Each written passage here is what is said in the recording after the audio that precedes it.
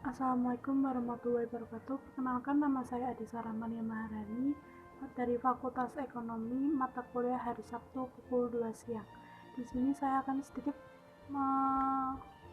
menyampaikan mengenai peradaban Islam pada masa Rasulullah periode Mekah. Mekah adalah salah satu tempat paling mulia menurut Islam. Bahkan sebelum datangnya Islam, ditambah lagi dengan lahirnya seorang yang paling mulia, yaitu Nabi Muhammad. Sebagai seorang muslim, hendaknya kita mengetahui sejarah kenabian Nabi Muhammad, baik ketika beliau dalam keadaan berdakwah di Mekah dan diangkat sebagai Rasul, maupun saat berdakwah di Madinah hingga wafatnya beliau.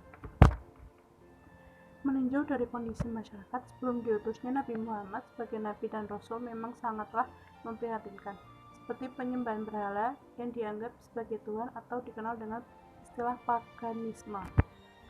Tidak hanya itu, banyak ajaran terdahulu yang dibawa oleh para nabi utusan Allah lainnya dengan sengaja diakomodasikan sesuai dengan keinginan dan kebutuhan oleh para umatnya, serta maraknya perbuatan yang menyimpang dari syariat yang dianggap umum sebagian masyarakat Arab kala itu, menjadi sebab utama diutusnya Nabi Muhammad untuk kembali membawa umat ke jalan yang benar.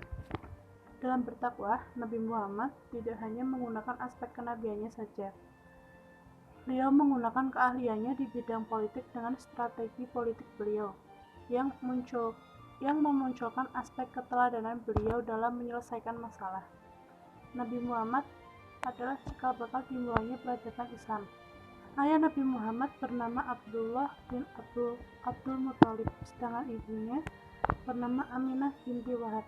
Beliau dilahirkan di kota Mekah pada tanggal 20 April 570 Masehi atau 12 Rabiul Awal.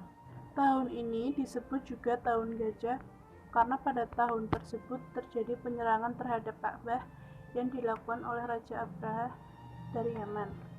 Pada saat masa kecil Nabi Muhammad diasuh oleh Halimah selama kurang lebih 4 tahun, kemudian dikembalikan kepada ibunya selama 2 tahun. Pada masa usia Nabi Muhammad mencapai 6 tahun, dia menjadi yatim piatu ketika dia diajak oleh ibunya ke Madinah dalam rangka berziarah ke makam ayahnya. Dalam perjalanan pulang dari Madinah, Aminah jatuh sakit dan menyebabkannya meninggal dunia. Kemudian, pada sekitar usia 25 tahun, beliau menikah dengan Khadijah yang berusia 40 tahun. Perkawinan membahagiakan itu dikaruniai 6 orang anak, 4 putri dan 2 putra. Namun, kebahagiaan itu berakhir pada saat Nabi Muhammad berusia 50 tahun, ketika istrinya meninggal. Mendekati usia yang ke-40, Nabi Muhammad sering berulzah di Gua Hira, Jabal Nur. Disinilah beliau memperoleh banyak hikmah dalam melihat realita akibat perenungannya yang sering dilakukannya. Pada tanggal 17 Ramadan 611 Masehi, beliau memperoleh wahyu oleh Allah melewati malaikat Jibril yang terdapat pada surat Al-Alaq ayat 1-5. Iqra bismi rabbikal ladzi khalaq, khalaqal insana min 'alaq, iqra wa rabbukal akram, allazi 'allama bil qalam, 'allama insana ma lam ya'lam. Yang memiliki arti: 1. Bacalah dengan menyebut nama Tuhanmu yang menciptakan. 2. Dia telah menciptakan manusia dari alat. 3. Bacalah dan Tuhanmu lah yang paling murah. 4. Dia mengajar manusia dengan pena. 5. Dia mengajarkan kepada manusia apa yang belum diketahuinya. Menurut sejumlah pendapat, pada saat proses penurunan wahyu tersebut Nabi Muhammad merasakan kesakitan yang luar biasa. Setelah proses pewahyuannya, pada surat Al-Alaq ayat 1-5, Nabi Muhammad keluar dari Gua Hira, berdiri menatap langit, melihat malaikat Jibril menjelma sebagai seorang laki-laki yang membentangkan lututnya ke ufuk langit, kemudian berkata, "Hai Muhammad, engkau adalah utusan Allah Subhanahu wa Ta'ala dan aku adalah Jibril." Nabi Muhammad hanya bisa berdiri terdiam hingga utusan Siti Khadijah mencari dan menemukan Nabi Muhammad berada di tempat di mana beliau berdiri pada saat itu. Ada beberapa strategi dakwah Islam yang dilakukan oleh Nabi Muhammad pada saat di Mekah. Yang pertama adalah dakwah melalui cara pilih siri atau diam-diam. Pada awal perjalanannya, Nabi Muhammad melakukan dakwah dengan cara diam-diam. Beliau menyampaikan dakwahnya pada keluarga-keluarga terdekat dan juga pada orang-orang yang diyakini akan menerima seruannya. Hal ini beliau lakukan sejak turunnya surat Al-Mudaththir, yang mana isi kandungannya adalah perintah untuk melakukan seruan dan peringatan kepada umat manusia. Adapun orang pertama yang masuk Islam adalah Khadijah, yang tidak lain adalah istri Rasulullah, baru kemudian disusul oleh Ali bin Abi Thalib yang waktu itu berumur 10 tahun. Lalu kemudian disusul oleh Abu Bakar yang merupakan sahabat Nabi sejak masa kecil.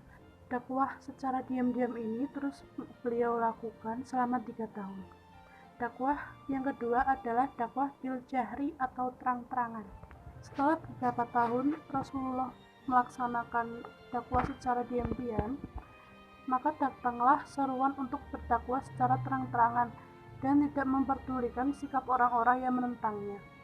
Sebagaimana terkandung dalam firman Allah yang artinya, maka sampaikanlah olehmu secara terang-terangan segala apa yang diperintahkan, dan berpalinglah dari orang-orang musyrik.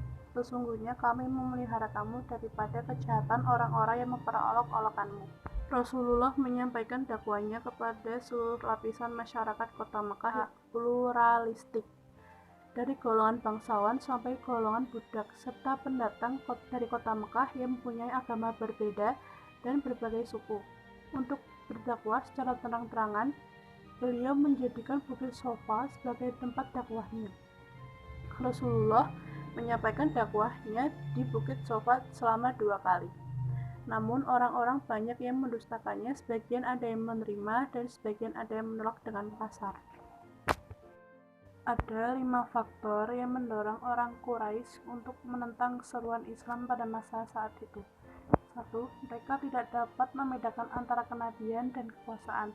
Yang kedua, Nabi Muhammad menyerukan kesamaan hak antara bangsawan dan hamba sahaya. Yang ketiga, para pemimpin Quraisy tidak dapat menerima ajaran tentang kebangkitan kembali dan pembalasan pada hari kiamat. Yang keempat, taklid nenek moyang adalah kebiasaan yang sudah berakar pada bangsa Arab. Yang kelima, pemahat dan penjual patung memandang Islam sebagai penghalang rezeki. Ada 2 peristiwa besar yang terjadi dalam setahun. Yang pertama, meninggalnya Abu Thalib, dan 50 hari kemudian disusul oleh sang istri Khadijah yang meninggal dunia. Pada tahun ke-10, tepatnya pada bulan Syawal, Nabi Muhammad pergi mencari ke daerah baru untuk mendakwahkan agama Islam. Dengan ditemani bekas budaknya, beliau pergi menuju sebuah kota yang jaraknya 60 mil dari Mekah, dan beliau menempuhnya dengan berjalan kaki. Sekitar 10 hari, beliau berdakwah di Thaif, namun tidak satupun dari kalangan kabilah di Thaif yang mau menerima ajarannya. Hanya ejekan dan hinaan yang didapat pada saat Nabi Muhammad berada di Thaif.